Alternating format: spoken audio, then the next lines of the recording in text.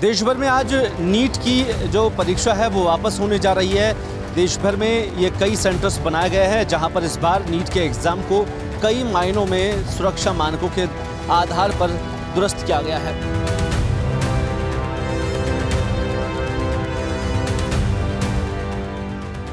दरअसल ये परीक्षा 3 मई को हुई थी, उसके बाद ये पेपर लीक हुआ, उसके बाद पूरी परीक्षा को रद्द कर दिया गया और आज वापस से यानी कि री नीट का एग्ज़ाम किया जा रहा है। और जयपुर के अलग अलग जगहों पर तकरीबन 103 सेंटर्स बनाए गए हैं जहां पर नीट के अभ्यर्थी अपना परीक्षा का यहां पर एग्ज़ाम देने जा रहे हैं।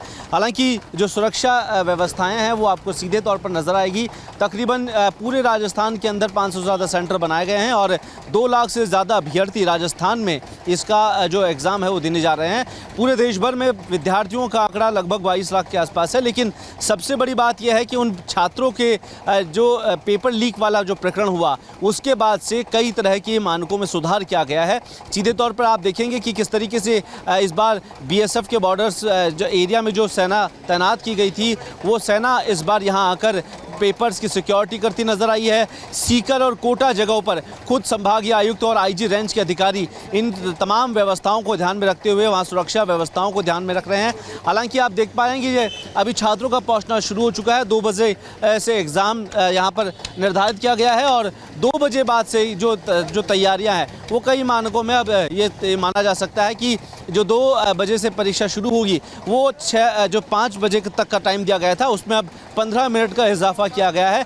सीधे तौर पर इस बात को माना जा सकता है कि इस बार नीट की तैयारियां किस कदर की गई है वो आपको सीधे तौर पर मैं आपको आगे दिखाऊंगा कि किस तरीके से ये राजस्थान कॉलेज है और यहाँ अभ्यर्थियों का आना शुरू हो चुका है। जो कि रिपोर्टिंग जो टाइम दिया गया था वो 11 बजे से 1:30 बजे तक का दिया गया था और 1:30 बजे बाद से किसी की भी एंट्री यहाँ पर निषेध की हुई है। हालांकि जो एग्ज़ाम सेंटर्स है जहाँ पर इन परीक्षाओं को आयोजित किया जा रहा है वहाँ पर आसपास में जैमर लगा दिए गए हैं और 300 मीटर के दायरे के अंदर किसी भी साइबर कैफ़े किसी भी ऐसी संस्था का होना जहाँ पर इंटरनेट चल रहा है उसे रोक दिया गया है। और माना जा सकता है कि इस तरीके की तैयारियां इस बार पहली बार ये की गई है। सबसे बड़ा सवाल है कि जहां नीट का जो एग्ज़ाम है वो देश भर में आयोजित हो रहा है लेकिन सुरक्षा व्यवस्थाओं का इस बार खासा ध्यान रखा गया है। 2 लाख से ज़्यादा जो सुरक्षा में लोग हैं वो एक निगरानी टीम लगाई गई है। वो तमाम सेंटर्स की निगरानी रखेगी।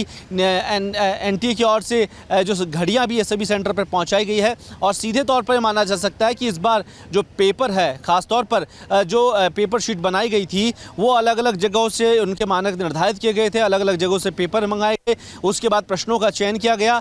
लेकिन कुछ जगहों पर यह भी सामने आया कि नीट का पेपर फिर से कहीं बेचा जा रहा था। लेकिन अभी उस पूरे मामले को लेकर ही अजमेर में जो चर्चा हुई उसके बाद किसी और से अभी तक उसकी सूचना नहीं है। नागपुर में भी एक पेपर लीक का मामला सामने आया लेकिन फिलहाल उसकी भी कोई पुष्टि नहीं थी। लेकिन इस बार जो व्यवस्था है वो काफ़ी व्यवस्थाओं में सुधार हुआ है।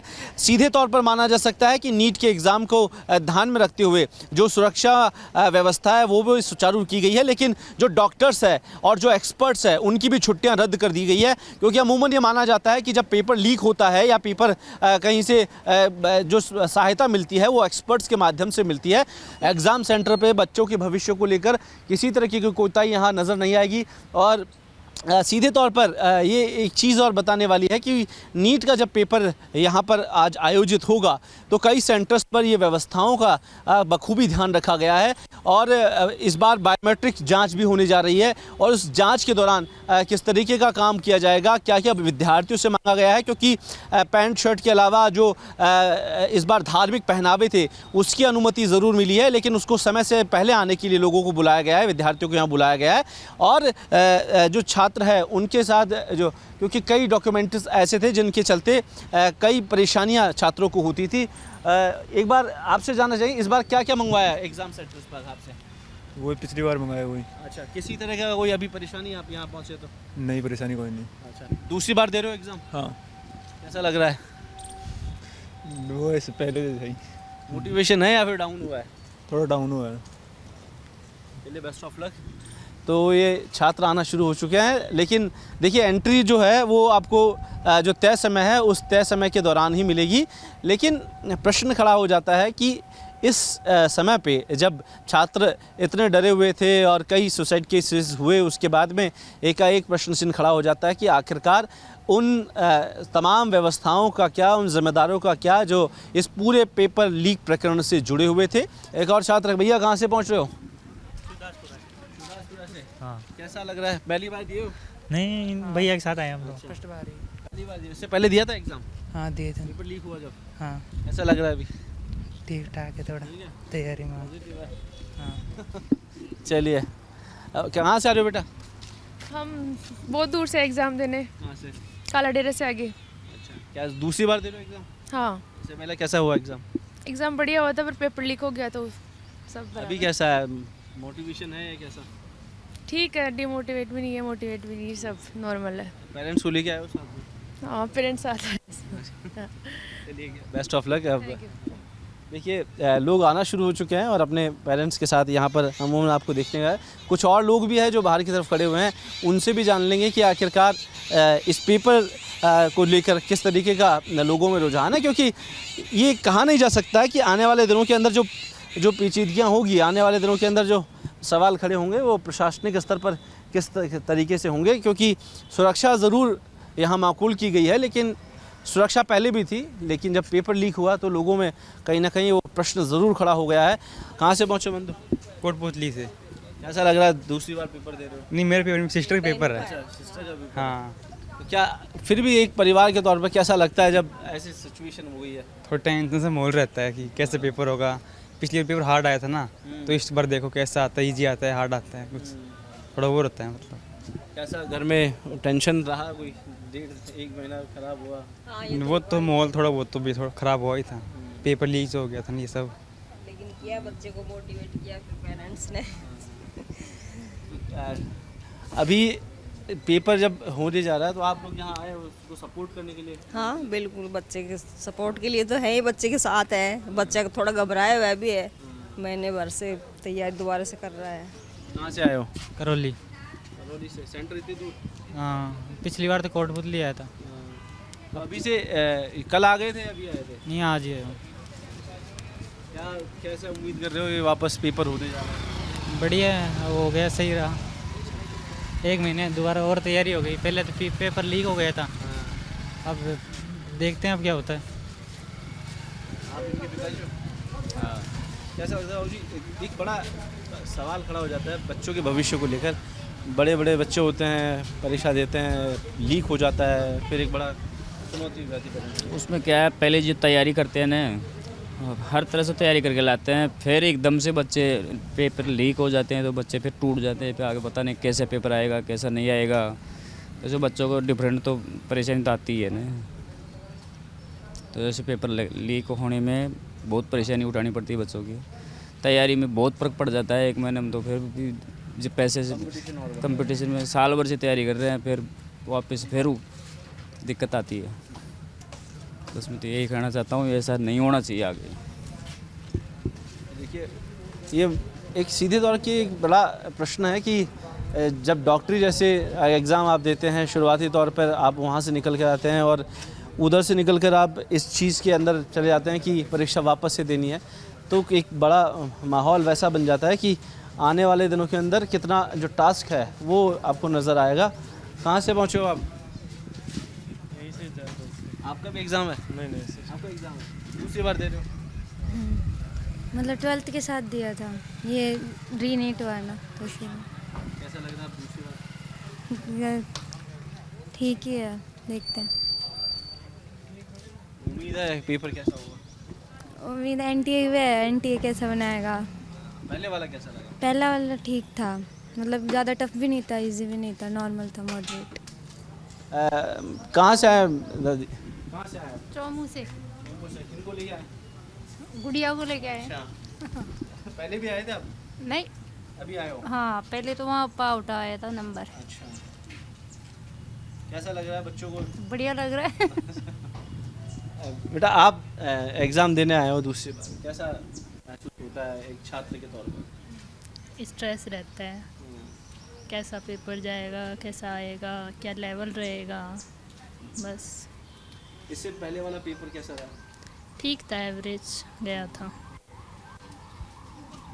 डॉक्टरी करनी है तो ये तमाम चीज़ें झेलनी पड़ी, लेकिन इससे पहले जितने भी पेपर हुए थे लीक नहीं हुए थे, लेकिन अब इसकी श्योरिटी भी कोई ले नहीं रहता कि ये पेपर भी लीक नहीं होगा। ये तो कौन बता सकता है पेपर लीक नहीं हुआ या होगा।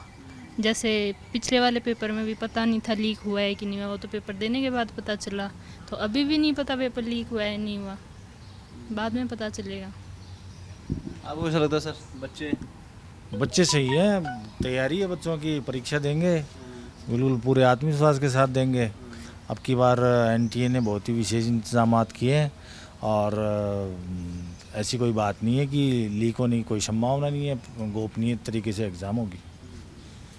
इससे पहले एक बड़ा स्ट्रेस हो गया बच्चों को, 1 महीने का अंतराल मिला, उसके बाद में स्टेज नहीं, बच्चों को जो ऐसे लग रहे थे कि मेरी थोड़ी सी कम तैयारी है, बढ़िया रहा है, आराम से 1 महीना और एक मौका और मिल गया है उनको। तो ऐसे हाँ, जिनका मान लो कि बहुत अच्छी तैयारी थी, बहुत अच्छे मार्क्स आ रहे थे, उनको थोड़ा सा धक्का लगा, लेकिन अगर फिर भी अगर वो उसी हिसाब से अगर तैयारी करते रहेंगे तो दोबारा मौका है, अपने आप फाइट कर लेंगे, कोई दिक्कत नहीं है। ऐसे पॉजिटिव पेरेंट्स होते हैं तो बच्चों को मनोबल मिलता है। हाँ, हमारे बच्चे भी, इससे बड़ा भाई है वो MBBS कर रहा है शिमला से, और कोई दिक्कत नहीं है, बच्ची भी कर लेगी इस बार, नहीं तो अगली बार कर लेगी, करेगी ज़रूर।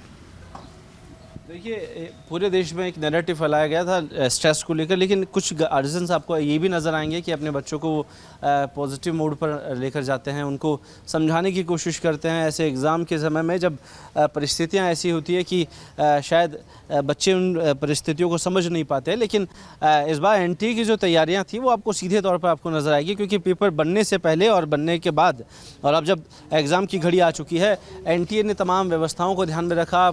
आर्मी के जवानों की निगरानी में इस बार पेपर लाया गया और पेपर लाने के बाद वो व्यवस्था इस बार इतनी सुचारू रही कि आपको सीधे तौर पर उसका जो अंदाज़ा है वो लगाया जा सकता है कि कैसे इस बार उन चीज़ों को ध्यान में रखा गया है। लेकिन एनटीए जो इस बार जो तैयारी कर रहा है वो आप ये मानकर चलिए कि आने वाले दिनों के भीतर में छात्रों के बीच में एक विश्वास कायम करने की कोशिश की जा रही है कि किसी भी तरीके का कोई परेशानी छात्रों को ना हो। और ये सीधे तौर पर माना जा सकता है कि अब जब एग्ज़ाम की घड़ियां शुरू होगी, एग्ज़ाम देने वाले छात्र यहाँ पूरे पहुँच जाएंगे, उसके बाद जो एग्ज़ाम का जो मोटो है वो समझ में आएगा कि आखिरकार किस कदर जो छात्रों में इसका आत्मविश्वास बढ़ना था। उसके बाद एकाएक वो चीज़ें समझाने की कोशिश की जा रही थी।